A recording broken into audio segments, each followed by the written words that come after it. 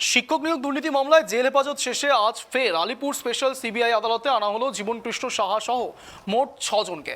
আদালতের লকআপ থেকে শুনানির জন্য 12 নম্বর এজলাসে নিয়ে যাওয়া হয় তাকে। এজলাস নিয়ে যাওয়ার সময় ধৃত জীবনকৃষ্ণ সাহা বলেন, ইন্ডিয়া জোট ব্যাপক হারে জিতবে।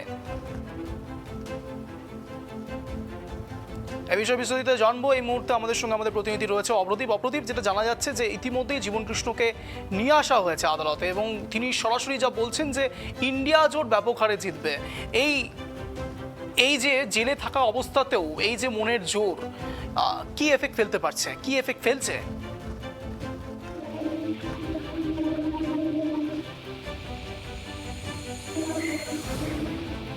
অপ্রদীপ, আমার কথা শোনা যাচ্ছে?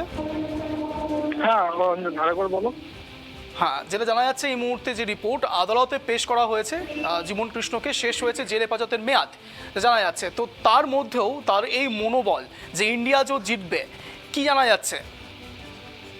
একদমই যেরকমটা আমরা দেখতে পেলাম যে আজকে যে জেল হেফাজতের মেয়াদ শেষে কিন্তু জীবনকৃষ্ণ সাহাকে সহ আরো 6 জনকে আলিপুরের বিশেষ আদালতে নিয়ে আসা হয়।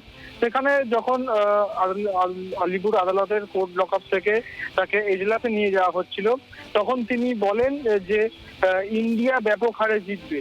মমতা বন্দ্যোপাধ্যায় আগামী দিনে তার পজিশন কি হতে চলেছে দেশীয় রাজনীতিতে তিনি জানান যে সেটা সময় বলবে। এই থেকে আমরা যেটা জানতে পারছি, জীবনকৃষ্ণ সাহা কিন্তু গ্রেপ্তার হয়ে জেলে থাকলেও কিন্তু তৃণমূলের পাশে রয়েছেন, এটা থেকে কিন্তু একদমই স্পষ্ট। তাছাড়াও তোমাকে বলে রাখবো, এটা হলো জীবনকৃষ্ণ সাহার বক্তব্য।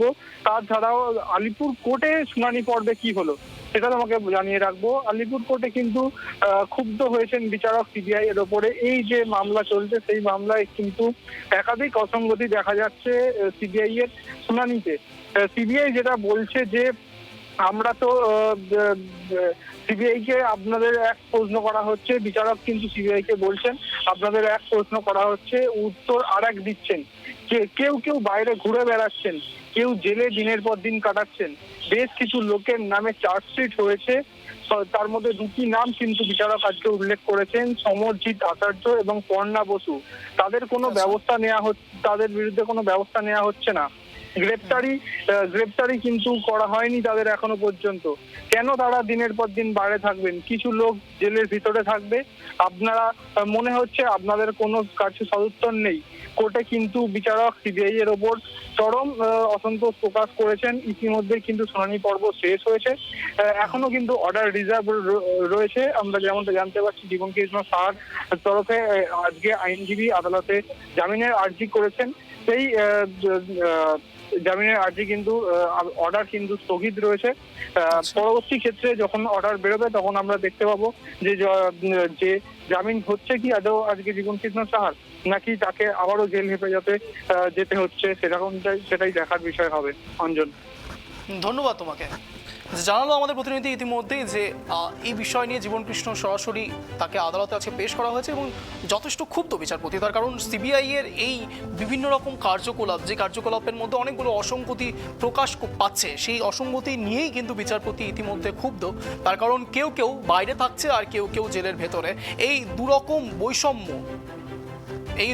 বৈষম্য কিন্তু স্বাভাবিকভাবেই প্রশ্ন তুলবে অনেক সময়, আর সেই প্রশ্নের উপর নির্ভর করেই আজ বিচারপতিও কিন্তু সরাসরি ক্ষুব্ধ সিবিআই এর উপরে। এই সিবিআই জাজ করছে যাবতীয় বিষয়, তদন্ত করছে যাবতীয় বিষয়, সেই দিকে নজর থাকবে আমাদের। সিবিআই থেকে একটা পিটিশন ফাইল করেছে, কোর্টের কাছে একটা প্রেয়ার করেছে যে সুপ্রিম কোর্টের অর্ডারে অনারেবল সুপ্রিম কোর্ট বলেছিল যে ওর যে কাস্টাডিতে যে অ্যাট্রোসিটি হয়েছে, কাস্টাডিতে যে ওর উপর অত্যাচার হয়েছিল, তো তার উপরে যে চিঠিটা কোর্টে পেন্ডিং আছে সেটা নিয়ে কুন্তল ঘোষ পার্সু করতে পারে। তো আমরা অ্যাকর্ডিংলি পিটিশন ফাইল করে বলেছিলাম তাহলে সেই চিঠিটা পাঠিয়ে দেওয়া হোক কনসার্ন পুলিশ স্টেশনে, চিঠিটার সত্যতা যাচাই করার জন্য এবং যদি কেউ দোষ করে থাকে তাদের পানিশমেন্টের জন্য। তো এই মর্মে লার্নেড সিবিআই কোর্ট 21/8 একটি অর্ডার করে বলেছিলেন joint director of CBI, joint police commissioner Kolkata police এবং জুডিশিয়াল ম্যাজিস্ট্রেটের সুপারভিশনে ওরা একটা ইনকোয়ারি হোল্ড করবে এবং রিপোর্ট ফাইল করবে।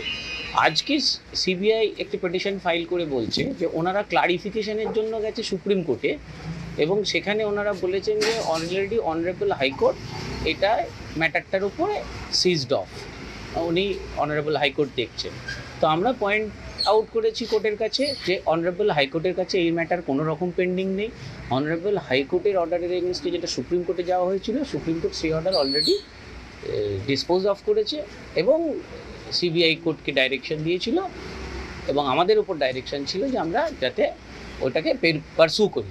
এই পারসু চলাকালীন ওনাদের এই অ্যাপ্লিকেশন আসে এবং সেটা আমরা পয়েন্ট আউট করাতে লার্নেড কোর্ট বলেছেন যে না, এইভাবে সিবিআই একজন ক্লারিফিকেশনের জন্য গেছেন সুপ্রিম কোর্টে, তার জন্য আমি যে অর্ডার করেছি মানে 21(8) এবং 1(9) সেটাকে ওইভাবে কেপ্ট ইন অ্যাবেন্স করা যায় না, যেটা সিবিআইয়ের প্রেয়ার ছিল এবং সেটা নট অ্যাজ পার ল।